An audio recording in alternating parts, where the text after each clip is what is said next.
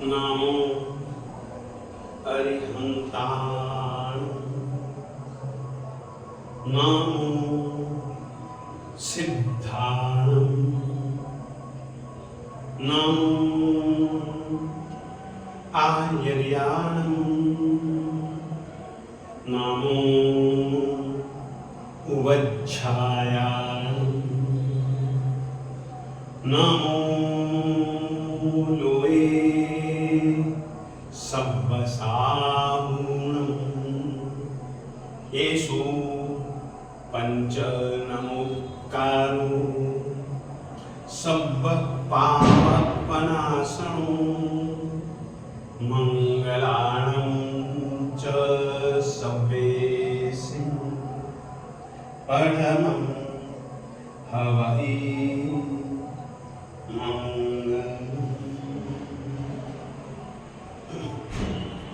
नामाकृति द्रव्यभावहि उन्नतस्त्री जगज्जनम क्षेत्रे काले च सर्वस्मिन् अर्हता समुपास्महे। आदिमं पृथिवीनाथ मादिमं निष्परिग्रहम् आदिमं तीर्थनाथं च ऋषभ स्वामिनं।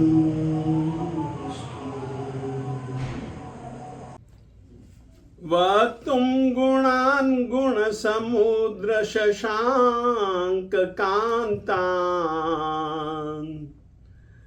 कस्ते क्षमः सुरगुरु प्रतिमोऽपि बुद्ध्या कल्पान्तकाल पवनोद्धतन कृचक्रम्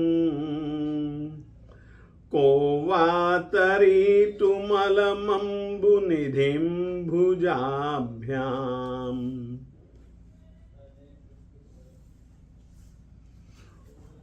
गुणों का संबंध आत्मा से है, न कि देह से।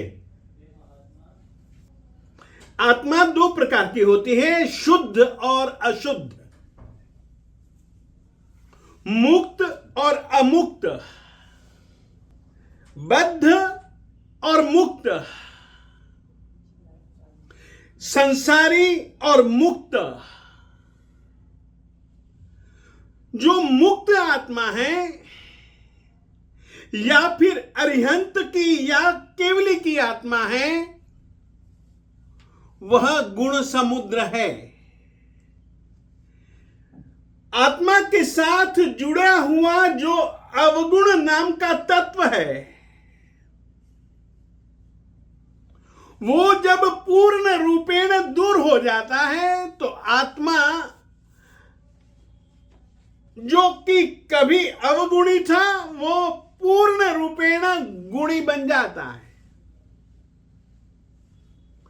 पूर्ण गुणी आत्मा ही गुण समुद्र कहलाता है, कहला सकता है, होता है वह आत्मा ही। आत्मा की अशुद्ध अवस्था का कारण, आत्मा की बद्ध अवस्था का कारण यदि कोई है तो वह एकमात्र कर्म है। जैन परंपरा मानते हैं कि कोई भी जीव ऐसा नहीं है जिसमें गुण न हो। हां, किसी में कम, किसी में ज्यादा, मगर प्रत्येक आत्मा में गुण तो हैं। और आत्मा में वह ताकत है कि वह यदि जागृति पूर्वक रत्नत्रयी की साधना करता रहे तो एक दिन वह गुण समुद्र बन जाता है। याद रखिएगा, गुणस्थानक जो है ना, वो एक प्रकार से आत्मा की क्रिया है। आत्मा के अंदर गुणों को दबाने या गुणों को प्रकट करने की क्रिया का नाम है गुणस्थानक। फिर से कहना चाहता हूं, आत्मा में रहे हुए दबा हुआ है स्वरूप जिनका, कुंठित है स्वरूप जिन गुणों का, विकृत है जिन गुणों का स्वरूप, वो सब कर्मों के कारण से है। वो कर्म ही हट गए, कर्म ही हटा दिए गए, तो फिर आत्मा तुमको गुणमय ही दिखेगा ना। एक व्यापारी एक शिल्पी के पास जाता है, कारीगर के पास में जाता है, साथ में पत्थर लेकर के गया था। पत्थर दिया और उसको कहा कि भैया तू बहुत अच्छा कलाकार है, मैं भगवान की प्रतिमा चाहता हूं, तो तुम मुझको घड़ करके दे दे। उसने कहा ठीक है, दे देंगे। पत्थर दिया है, न कि भगवान की आकृति, न कि भगवान की मूर्त। और सचमुच में उस कारीगर ने लिए छेनी हथौड़े और छेनी हथौड़े से उस पत्थर को काटना चालू किया और धीरे धीरे धीरे धीरे धीरे धीरे काटता गया और उसमें से परमात्मा का स्वरूप उभरता गया। क्या आप ऐसा कह सकते हैं कि परमात्मा का स्वरूप उसने ऊपर से डाला? नहीं, परमात्मा का स्वरूप उसी पत्थर में छुपा था। कारीगर जानता है कि उस स्वरूप को दबाने वाले अंशों को दूर कैसे करना है, कहां कहां गलत अंश है, उसी पत्थर में ही गलत अंशों को काटता जाता है और मूर्ति बाहर आती जाती है। बस इसी का नाम है गुण समुद्र बनने की साधना। गुणस्थानक यानी कि जो आत्मा में गुण है, ज्ञान आदि गुण, उन गुणों को बिल्कुल प्रकट कर देना, थोड़ा सा भी आवरण उसके ऊपर ना होने देना। कब आत्मा का स्वरूप बदलता है, कैसे कैसे आत्मा का और कर्म का स्वरूप कैसे कैसे बनता है, बिगड़ता है, सुधरता है। फिर से कहना चाहता हूं, आत्मा पर काम तुम्हें ही करना पड़ेगा। आपकी आत्मा पर काम कोई दूसरा नहीं कर सकता है, परंतु दूसरा केवल इतना ही कर सकता है, यदि वह जानकार है तो फिर वह तुमको पद्धति बतला देता है। जैन परंपरा में आत्मा के पूर्ण ज्ञाता, आत्मा के हर एक संस्कृत और विकृत, स्वाभाविक और वैभाविक स्वरूपों के जानकार जिनेंद्र भगवंत हैं। गुणस्थानकों के विषय में मैंने कहते हुए आपको समझाने की कोशिश की थी। आत्मा की निकृष्ट अवस्था मिथ्यात्व के और आत्मा की सर्वश्रेष्ठ चरम और परम स्थिति परमात्मा के। गुणस्थानक यानी कि पाताल से लेकर के शिखर तक पहुंचने की यात्रा का एक क्रम, और इस गुणस्थानक का वर्णन हर एक बारीकी बारीकी, आत्मा की बारीकी के साथ, आत्मा की किस गुण स्थानक में कैसी स्थिति होगी तुम खुद समझ सको, इस ढंग से परमात्मा ने गुण स्थानकों का वर्णन किया है। उन्होंने कहा है आत्मा की निकृष्टतम अवस्था का नाम है मिथ्यात्व। मिथ्यात्व और सम्यक्त्व दो शब्द हैं। स्वाभाविक रूप से मिथ्यात्व प्रत्येक आत्मा के साथ में था, होता है। साधना यह है कि उस मिथ्यात्व के अंश को सबसे पहले दूर कर दो। कोई भी जीव ऐसा नहीं है जो कि किसी न किसी गुणस्थानक में ना हो। यह जैन परंपरा का नियम कह रहा हूं। कोई भी जीव लोक में हो, चाहे सूक्ष्म हो चाहे बादर हो, चाहे एक इंद्रिय वाला यानी कि पृथ्वी स्वरूप, पृथ्वी के जितने भी पत्थर इत्यादि, अलग अलग रंगों की मिट्टियां, अलग अलग रंगों के पत्थर, अलग अलग तरीके के बालूकाण, इस रूप में काया को धारण करने वाले जीव चाहे पृथ्वी कायिक हो, चाहे अपकायिक यानी कि जल के रूप में काया को धारण करने वाले, चाहे वह जल कुएं का हो, सरोवर का हो, नदी का हो, समुद्र का हो, बादलों से बरसने वाला हो, किसी भी प्रकार का जल क्यों ना हो, जल के स्वरूप में काया को धारण करने वाले जीव एक इंद्रिय हैं। पृथ्वी के रूप में काया को धारण करने वाले जीव पृथ्वी कायिक कहलाते हैं। इसी प्रकार से तेजस कायिक आग के रूप में, चाहे ज्वाला हो, चाहे चिंगारी हो, चाहे शोला हो,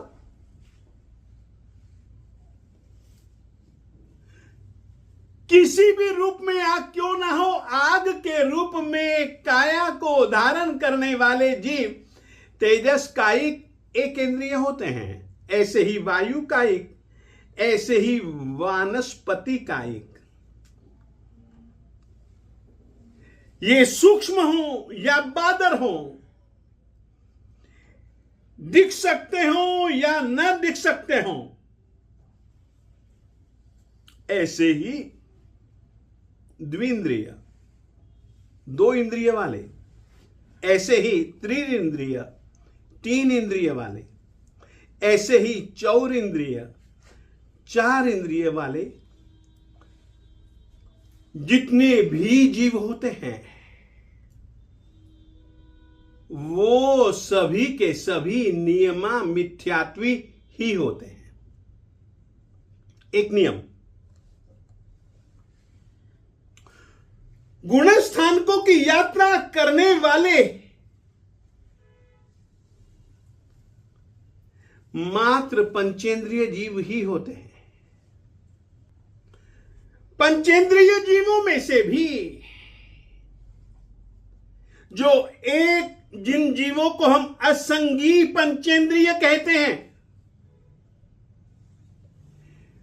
जितने मर्जी हो, चाहे जलचर, स्थलचर, खेचर, भुज परिसर, पूर्व परिसर, पत्रियंच, ये सभी के सभी यदि असंगी हैं तो नियमा मिथ्यात्वी ही हैं।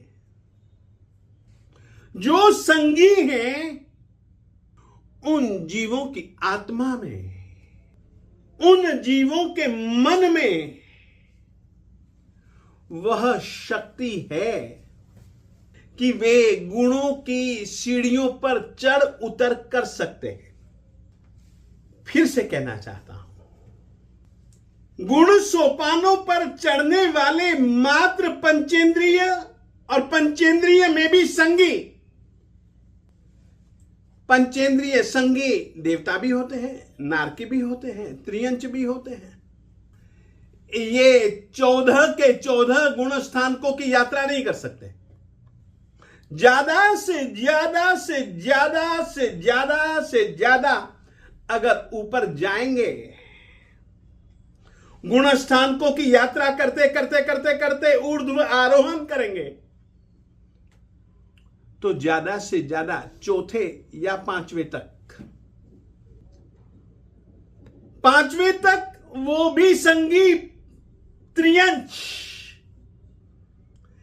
देवता नारकी तो केवल चौथे तक ही यात्रा कर पाते हैं, चौथी सीढ़ी पर ही खड़े रहते हैं वे। मात्र मानव एक ऐसा पंचेंद्रिय संगी जीव है जो कि 14 के 14 गुण स्थानकों पर 14 में से 12वें गुण स्थानक तक ऊपर चढ़ कभी उतर, कभी चढ़ कभी उतर, कभी चढ़ कभी उतर कर सकता।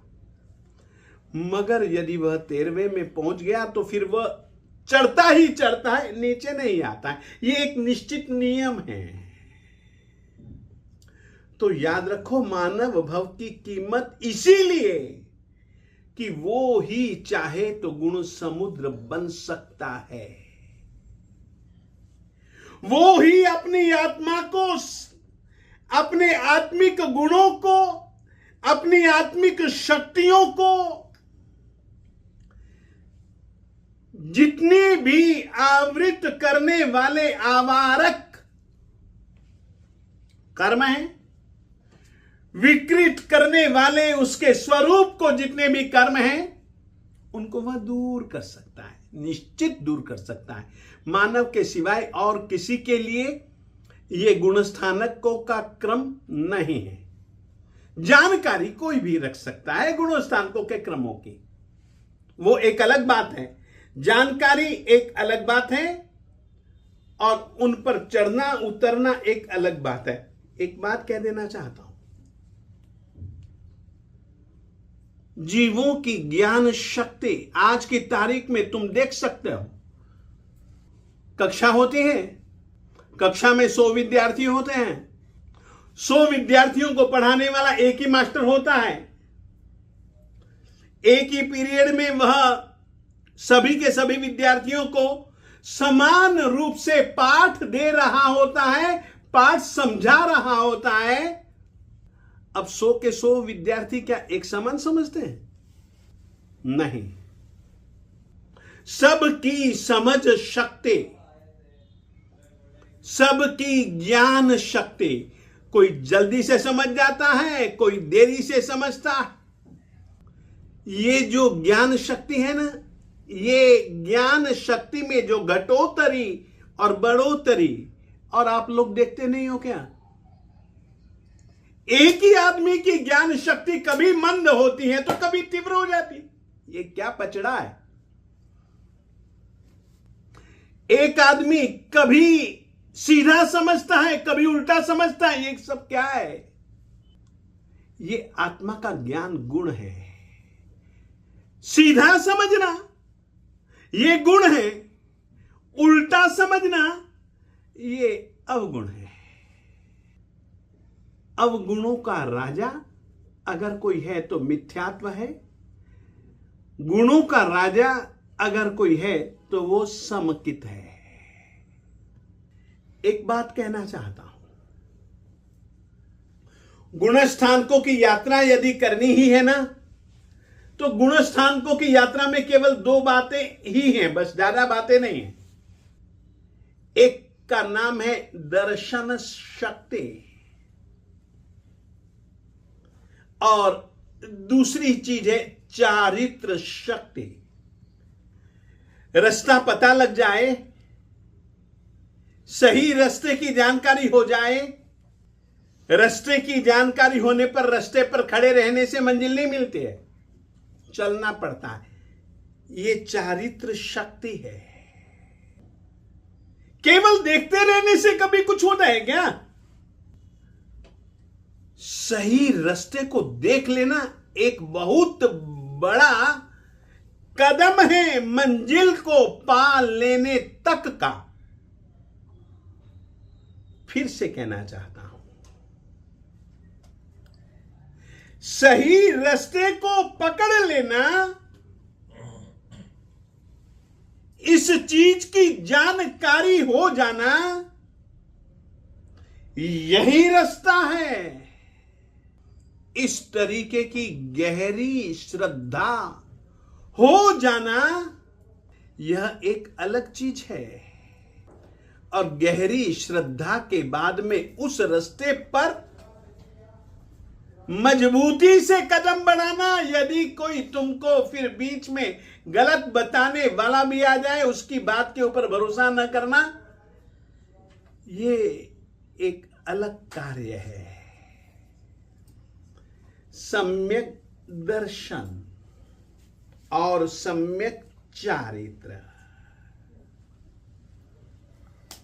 सबसे पहले तो सही रास्ते की प्राप्ति है ना। सही रास्ते की जानकारी है ना। सही रास्ते की प्राप्ति का नाम है सम्यक दर्शन। सही रास्ते के ऊपर भरोसा रखना, यही रास्ता है। इसका नाम है सम्यक दर्शन। सम्यक ज्ञान, सही जानकारी। सम्यक चारित्र, सही ढंग से आचरण। सत्य प्राप्ति का मार्ग है गुण स्थानकों का आरोहण। कहना चाहता हूं, अभी हमारी वो स्थिति नहीं है हम पूर्ण सत्य को जान सकें। हमारे पास में वो ताकत नहीं है, हमारी आत्मा में वो ताकत नहीं है कि पूर्ण सत्य को आवृत करने वाला जो कर्म है, जिसके कारण से कभी सही दिखता है, कभी गलत दिखता है, कभी थोड़ा दिखता है, कभी ज्यादा दिखता है, कभी नहीं भी दिखता है, ऐसी जो स्थितियां है ना, वो एक सही नहीं है।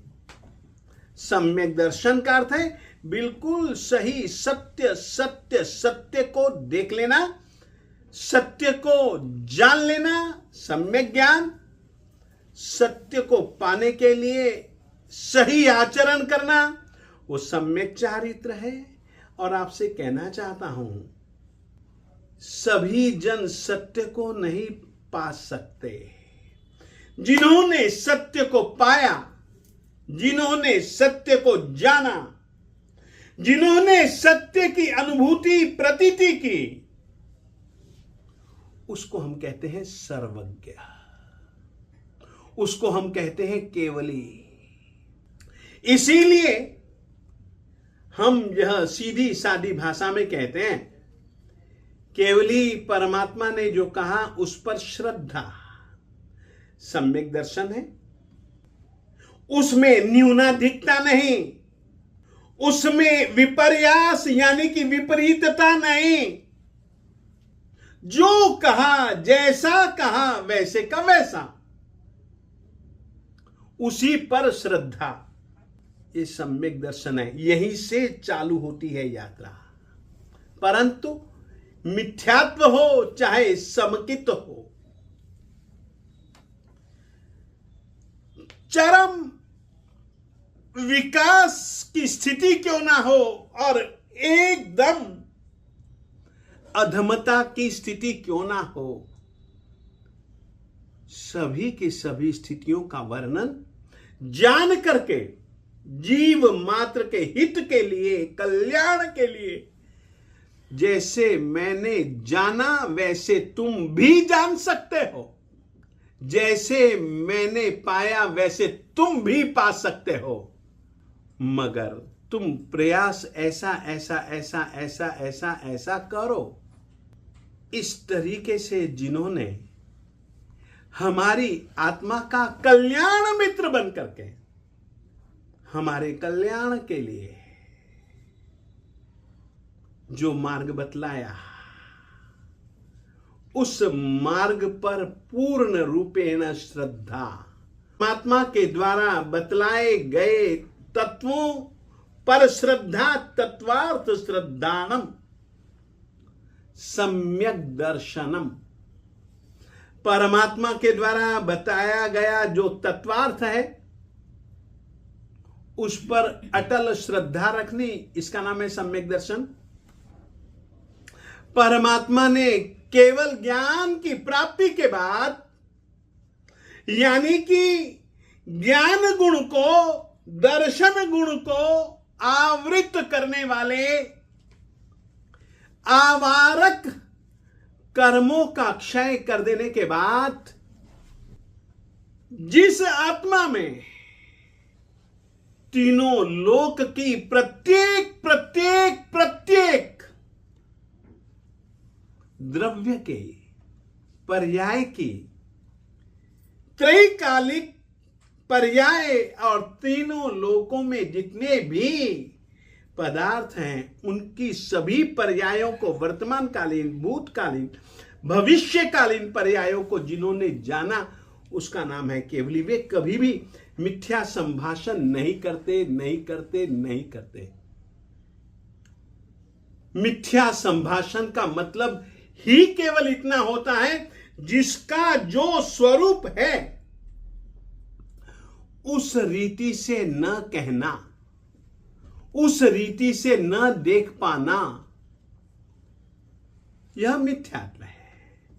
जिस चीज का जो और जैसा स्वरूप है, जैसा कभी पहले स्वरूप था, जैसा आगे कभी स्वरूप होगा, सभी के सभी द्रव्यों का जान लेना, ये केवल ज्ञान की एक परम शक्ति है। ऐसे केवल ज्ञान को प्राप्त करने के बाद जिनेंद्र परमात्मा कभी भी सभी दोषों से मुक्त हो जाते हैं और सभी गुणों से युक्त हो जाते हैं। ऐसे परमात्मा के द्वारा प्ररूपित तत्वों के अर्थों पर श्रद्धा रखना कि यही सत्य है। एक वाक्य याद रखिएगा, तमेव सच्चम निस्संकम जम जिणेहिं पवेयम्, तमेव सच्चम निस्संकम जम जिणेहिं पवेयम्। वो ही सत्य है, वो ही निशंक है जो जिनेंद्र परमात्मा ने कहा है।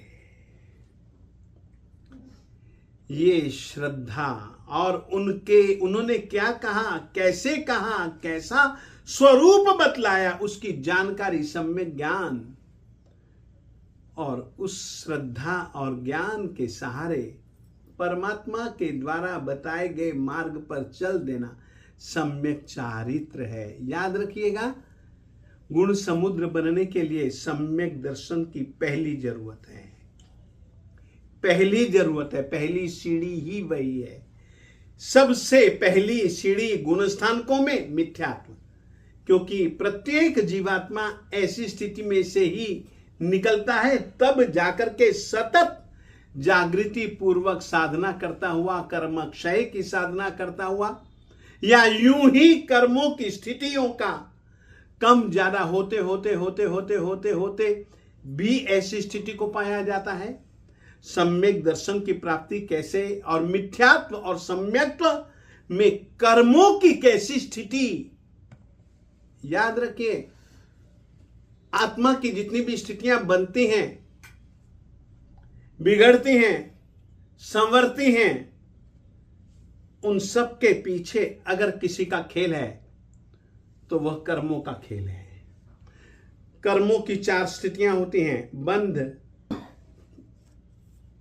मिथ्यात्व, अविरति, प्रमाद, कषाय योगों के कारण से कर्म पुद्गलों का आत्मा में आना, यह आश्रव कहलाता है। जो कर्म आ चुके हैं उनका आत्मा के प्रदेशों के साथ जुड़ जाना, यह बंध कहलाता है, कर्म बंध कहलाता है। उदय, ये एक दूसरी अवस्था कह रहा हूं। कर्म जिस समय फल देते हैं वो उदय में आए, हम लोग बोलते हैं। जो बंधा कर्म वो ही उदय में आता है। फल दिखलाना ये कर्म की उदय अवस्था है। उदीरना ये एक बड़ी अलग तरीके की कर्म की व्यवस्था है। जिस समय आत्मा के साथ कर्म बंधता है उसी समय निश्चित हो जाता है कब उदय में आएगा। आने वाला था देरी से उदय में, परंतु अभी जो कर्म उदय में आए हुए हैं उस उदय में, बाद में उदय में आने वाले कर्म को खींच करके अभी जो मैं भोग रहा हूं उसी के साथ में भोग लेना, इसका नाम है उदीरना। और जो कर्म बंधते हैं वो जब तक उदय में नहीं आते या जब तक झर नहीं जाते तब तक वे सत्ता में कहलाते हैं। कितने कर्मों के होने पर आत्मा की क्या स्थिति है और किस किस स्थिति को पाया हुआ आत्मा किस गुण स्थानक में है, इसका वर्णन कर्म ग्रंथों में आता है। कर्म ग्रंथों के अतिरिक्त आगमों में इसका मूल छुपा हुआ है। विस्तार भी आत्मा आगमों में मिलता है। इस तरीके से सम्यक्त्व की स्थिति में कौन कौन से कर्म, कैसे कैसे उनका उपशम, क्षय या क्षयोपशम होता है, इसकी चर्चा अपन करेंगे। परंतु याद रखिएगा, कर्मों के उतार चढ़ाव, कर्मों में आई हुई तरतमता के कारण से ही गुण स्थानकों की स्थितियां बनती हैं। इस चीज को आप निश्चित समझें। एक दूसरी बात, गुण तुम्हारी आत्मा में है, आत्मा के हैं, उनको अनावृत करना है गुण स्थानकों की यात्रा के माध्यम से। और गुण स्थानक में आत्मा की कैसी कैसी स्थिति होनी चाहिए ताकि तुम खुद जान सको कि तुम इस समय किस गुण स्थानक में हो, इत्यादि वर्णन अपन लोग आगे कभी करेंगे।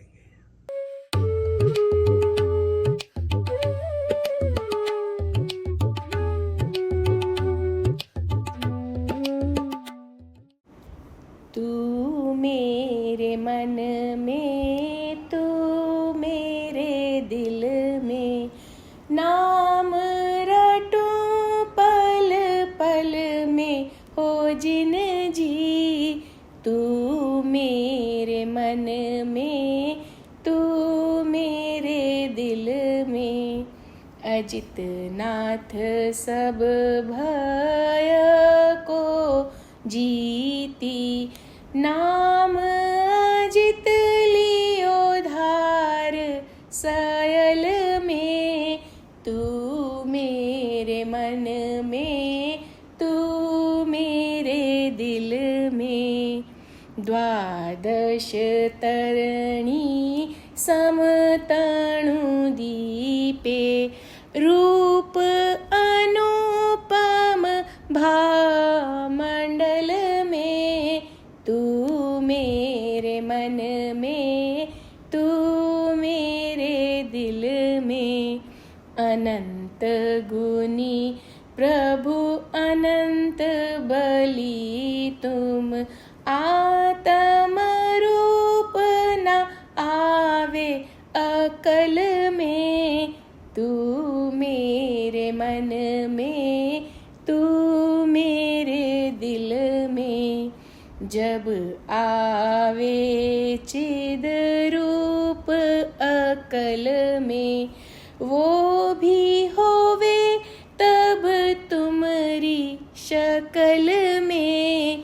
तू मेरे मन में, तू मेरे दिल में, निर्मल शशधर तेजे दिन कर, अधिक अधिक जिम मेरु अचल में। तू मेरे मन में, तू मेरे दिल में, शांत